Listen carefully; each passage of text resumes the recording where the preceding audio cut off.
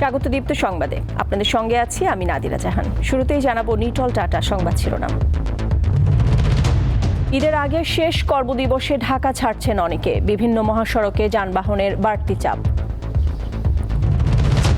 পবিত্র হজের আনুষ্ঠানিকতা শুরু কাল, অংশ নিচ্ছেন 20 লাখ মুসল্লি, বাংলাদেশের 85,000। সুপার 8-এর আশা বাঁচাতে আজ বাংলাদেশের প্রতিপক্ষ নেদারল্যান্ডস, খেলা রাত 8:30টায়।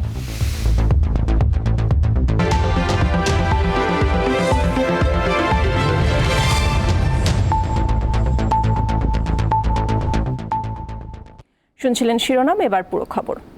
ঈদুল আজহার আগে শেষ কর্মদিবস আজ।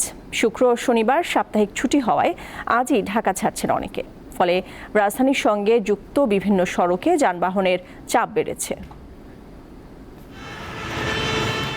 গাজীপুরে ঢাকা টাঙ্গাইল ও ঢাকা ময়মনসিংহ মহাসড়কে ঘরমুখ মানুষের চাপ বাড়ছে। এবারের ঈদে দীর্ঘ ছুটি থাকায় আগেভাগে বাড়ি ফিরতে শুরু করেছেন অনেকে। যাত্রীদের অভিযোগ তাদের 2 থেকে 3 গুণ ভাড়া গুনতে হচ্ছে। বাড়িতে অনেক দূর যাইতে হবে, ঠাকুরগা, দেখি গাড়ির তো পরিস্থিতি ভালো নাই, গাড়ি ঘুরে পাওয়া যাচ্ছে না। 100 টাকার ভাড়া 400 টাকা চাইতেছে। তাদের দাবি যে আরো দেরি হলে আরো বেশি লাগবে। আমাদের যাওয়ার সমস্যা সাধারণ মানুষের। অনেকেই ব্যক্তিগত গাড়ি, মোটরসাইকেল ও খোলা ট্রাকে গন্তব্যে যাচ্ছেন। ঈদযাত্রা উপলক্ষে বৃহস্পতিবার সড়কের পরিস্থিতি পরিদর্শন করেন হাইওয়ে পুলিশ প্রধান শাহাবুদ্দিন খান। সকালে সাভারের বাইপাইল ও গাজীপুর চৌরাস্তা সহ বিভিন্ন স্থান ঘুরে দেখেন তিনি। খোলা ট্রাকে, পিকআপে, এই যেগুলো ঝুঁকিপূর্ণ যাত্রা, সেইটাতে আমরা কোনোভাবেই অ্যালাউ করব না। আমরা সর্বোচ্চ পরিমাণ সতর্কতার সাথে আইন প্রয়োগ করব। এদিকে টাঙ্গাইলের ঘাটাইলে কাভার্ড ভ্যান ও মোটরসাইকেলের মুখোমুখি সংঘর্ষে 2 জন নিহত হয়েছে, আহত হয়েছে 1 জন। নিহত 2 জন মোটরসাইকেল আরোহী। সাদিয়া চৌধুরী, দীপ্ত, বার্তাকক্ষ। টিকিটের সংকট দেখিয়ে বাড়তি ভাড়া আদায়ের অভিযোগ ঘরমুখ মানুষের, তবে পরিবহন কর্তৃপক্ষ বলছে নিয়মের বাইরে যাওয়ার সুযোগ নেই। এদিকে এখনও জমে ওঠেনি রাজধানীর কোরবানির পশুর হাট।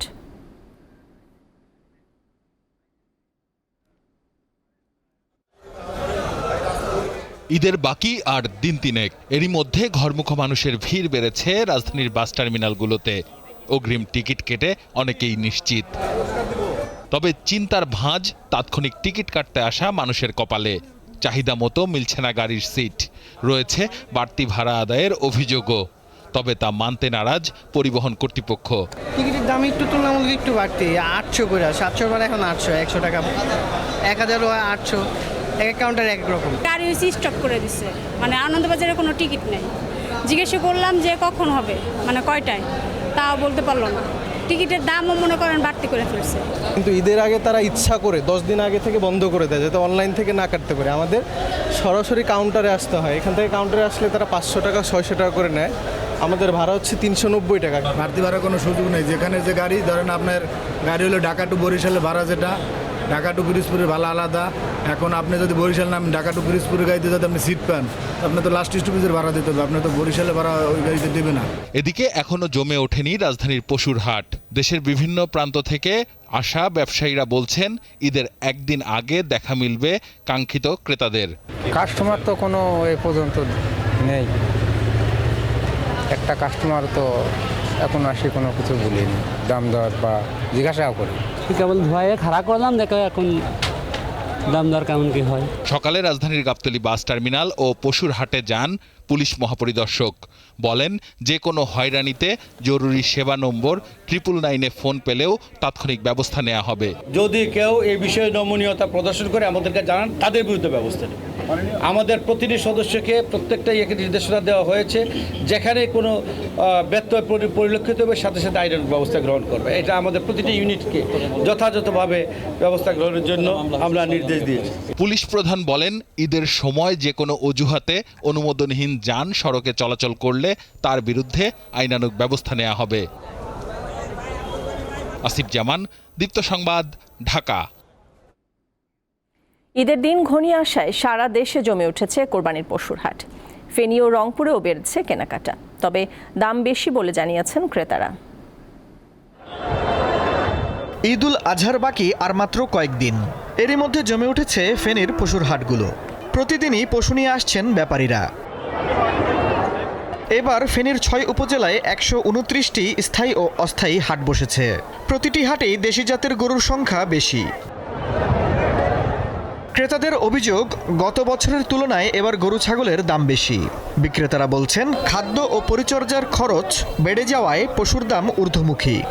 গরু এখনো বেচা কিনা শুরু হয় নাই, আজকে হয় কিছু কিছু আছে, কিছু দাম বাড়তি চাইতেছে। দাম তো এখনো আমরা বেশি দেখা যায় না, তুলনামূলক দাম বেশি না, একবারে কমও না বেশিও না, মধ্যস্থলে আছে। দাম তো করবেন না গরু মানে বিভিন্ন মূল্যে মূল্যাবে এই কথা করে লাভ হবে না। আমার বুঝে হইলে না আমি বিক্রি করবো। বাজার পরিস্থিতি ইনশাল্লাহ ভালো আছে, এখনো ভালো আছে ইনশাল্লাহ। হাটে সুশৃঙ্খল পরিবেশ নিশ্চিত করতে সব ব্যবস্থা নেওয়া হয়েছে বলে জানান ইজারাদাররা। প্রতিটি হাটে রয়েছে পুলিশের কঠোর নিরাপত্তা। পর্যাপ্ত পরিমাণ দেশি, ইন্ডিয়ান, নেপাল, ভুটান অসংখ্য পশু এখানে এসেছে। ইতিমধ্যে আমাদের পর্যাপ্ত পরিমাণ বিক্রি হয়েছে। প্রতিটা হাটে আমরা আমাদের জেলা পুলিশের পক্ষ থেকে পুলিশ নিরাপত্তার ব্যবস্থা করা হয়েছে। পাশাপাশি যদি কোনো টাকা পয়সা কেউ ক্যারি করে নগদ টাকা, তার জন্য পুলিশ এসকর্টের জন্য আমরা ব্যবস্থা রেখেছি। রংপুরেও জমে উঠেছে কোরবানির পশুর হাট। জেলায় স্থায়ী ও অস্থায়ী হাটের সংখ্যা 65। কোরবানির জন্য পছন্দের পশুটি কিনতে হাটে ভিড় করছেন ক্রেতারা। গত বছর সে তুলনায় গরু মোটামুটি কম আছিল। যারা থাকবে কার কারণ হলো দ্রব্যমূল্য ঊর্ধ্বগতি, গরুর খাদ্য দাম বেশি, দাম একটু আজকে অন্যান্য বাজারের তুলনায় কমই আছে। ইজারাদার বলছেন, ক্রেতা বিক্রেতা ও ব্যাপারীদের জন্য সব ধরনের সুযোগ সুবিধা নিশ্চিত করা হয়েছে। যারা বাইরে থেকে আসছে তাদেরকে আমরা থাকা খাওয়ার সুব্যবস্থা আছে এবং তার টাকা পয়সা সেটা আমাদের ব্যাংকে রাখার ব্যবস্থা সুব্যবস্থা রয়েছে। কোরবানির ঈদ ঘিরে এবছর রংপুরে প্রায় 3,60,000 পশু প্রস্তুত করা হয়েছে বলে জানিয়েছে জেলা প্রাণী সম্পদ অফিস। আফরিদ হাসান, দীপ্ত বার্তা কক্ষ। এবারে কোরবানির পশুর হাটের খবর জানবো। রাজশাহী থেকে যুক্ত হচ্ছেন সহকর্মী ইউসুফ আদনান। ইউসুফ, রাজধানীতে কোরবানির পশু সরবরাহ কেমন দেখছেন, আর সীমান্ত দিয়ে কি ভারতীয় কোনো গরু বাংলাদেশে প্রবেশ করছে?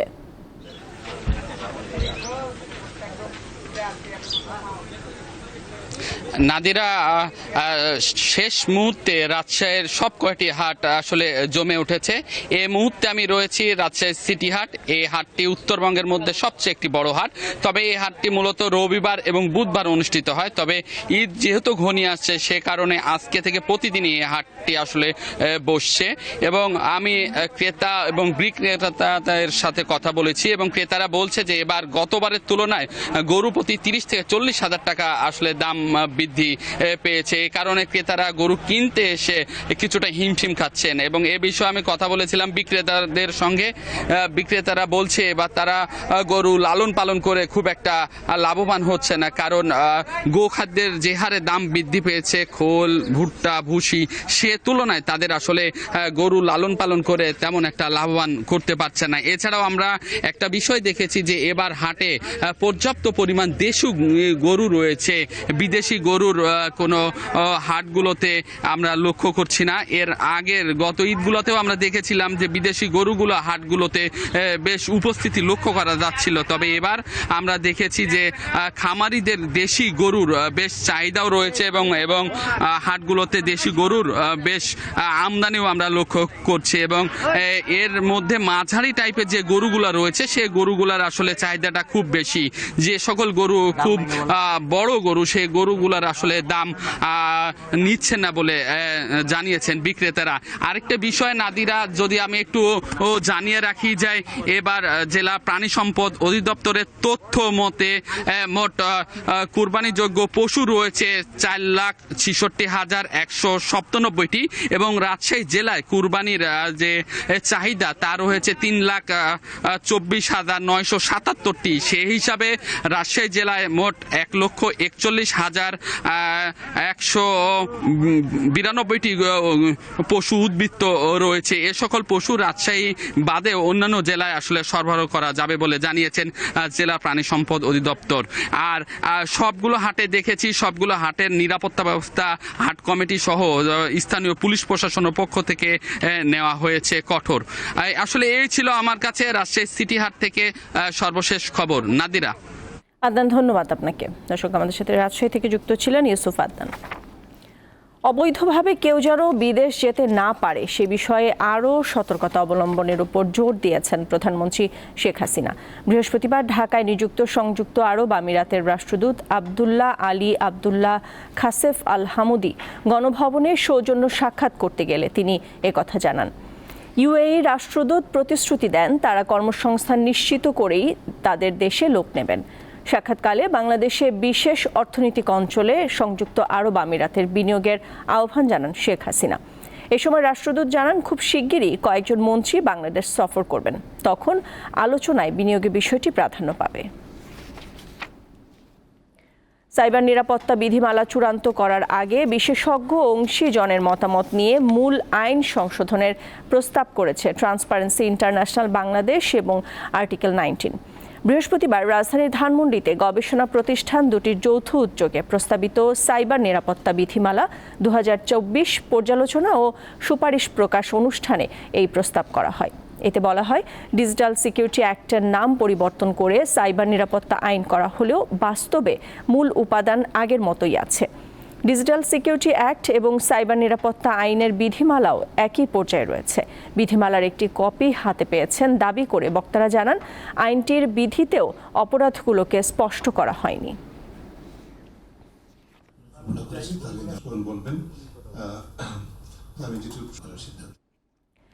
দেশের বাইরের খবর। আগামীকাল থেকে শুরু হচ্ছে হজের আনুষ্ঠানিকতা। স্থানীয় সময় শুক্রবার মিনার উদ্দেশ্যে যাত্রার মধ্য দিয়ে শুরু হবে হজের আনুষ্ঠানিকতা। এবার বিশ্বের 180টির বেশি দেশের প্রায় 20 লাখ মুসল্লি হজ পালন করবেন। বাংলাদেশ থেকে হজ পালন করবেন 85,257 জন।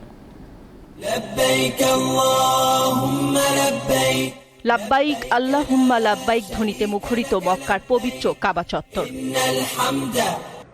বিশ্বের নানা প্রান্তের ধর্মপ্রাণ মুসলমানরা আল্লাহ ডাকে সাড়া দিয়ে হাজির হয়েছেন পবিত্র শহরে। তীব্র গরম উপেক্ষা করেই হজের আনুষ্ঠানিকতায় অংশ নিচ্ছেন তারা। 8 জিলহজ শুক্রবার ঈশান নামাজের পর মিনার উদ্দেশ্যে যাত্রা শুরু করবেন হজ যাত্রীরা।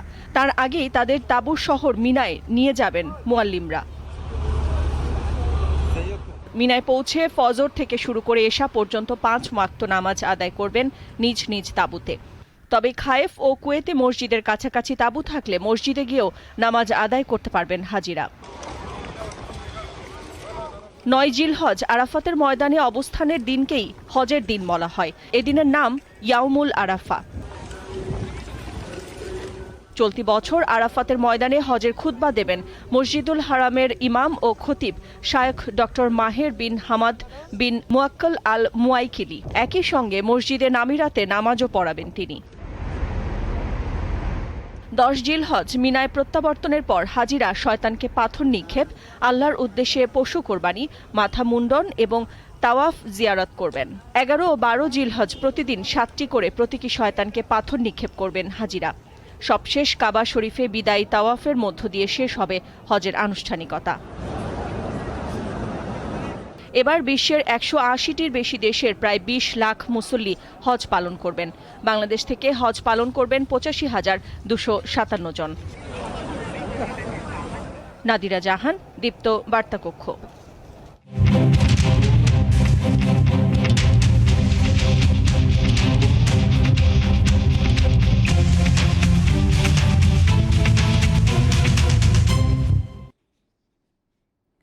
টি-20 বিশ্বকাপের সুপার 8 নিশ্চিত করতে আজ নেদারল্যান্ডসের বিপক্ষে মাঠে নামবে বাংলাদেশ। সেন্ট ভিনসেন্টের কিংস্টনে ম্যাচ শুরু হবে রাত 8:30টায়। রাত 1টায় বাঁচা মরার আরেক ম্যাচে ইংল্যান্ডের প্রতিপক্ষ ওমান।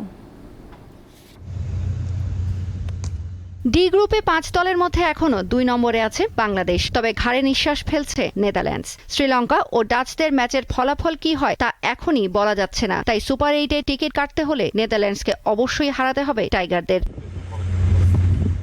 এখনও আশার আলো দেখাতে পারেনি ব্যাটাররা। সব শেষ ম্যাচে সাউথ আফ্রিকার বিপক্ষে 114 রানের লক্ষ্য ছুঁতে পারেনি শান্তর দল। এক মাহমুদুল্লাহর উপর ভরসা করে ডাচ বধের স্বপ্ন দেখাটা বোকামি হবে। তাই নিজেদের সামর্থ্য প্রমাণে এ ম্যাচে জ্বলে উঠতেই হবে লিটন, সৌম্য, শান্তদের।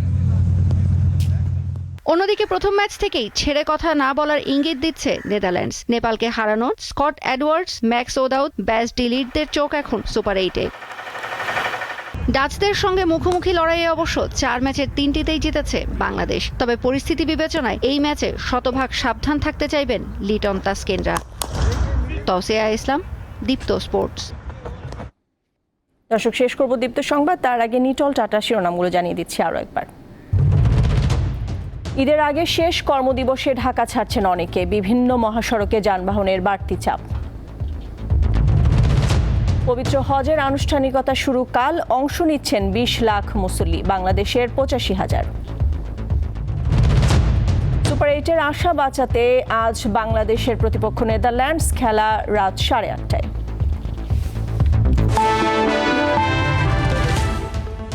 এই ছিল এখনকার মতো আমাদের পরের সংবাদ বিকেল 5টায় দেখার আমন্ত্রণ রইল। এছাড়া আরও তথ্য বিনোদনের খবরাখবর জানতে চোখ রাখুন দীপ্ত ডিজিটাল প্ল্যাটফর্মগুলোতে।